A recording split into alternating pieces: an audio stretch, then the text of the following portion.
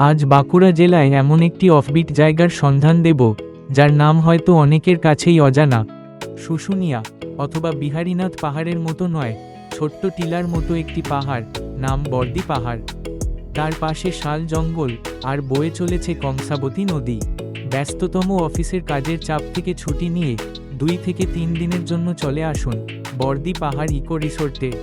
Train রুটে যদি আসেন, বাঁকুড়া স্টেশন থেকে মাত্র 65 কিলোমিটার দূরে। এছাড়া গাড়ি করে আরামবাগ, বিষ্ণুপুর অথবা কোলাঘাট, গোয়ালতোড়, সারেঙ্গা দিয়ে আসা যায়। এখানে থাকার জন্য পাহাড়ের কোলে ডাবল বেড ও 4 বেডরুম, এছাড়াও কংসাবতী নদীর ধারে সুন্দর সুন্দর কটেজ রয়েছে। নদীর তীরে কিছুক্ষণ সময় কাটিয়ে জঙ্গলের রোমান্টিক পথ ধরে কংসাবতী ভিউ পয়েন্টে গিয়ে প্রকৃতির মাঝে হারিয়ে সারাটা দিন সময় অনায়াসে কেটে যাবে। ভালো থাকবেন, সুস্থ থাকবেন, আর সময় পেলে বর্দি পাহাড় ইকো রিসোর্টে অবশ্যই একবার আসবেন।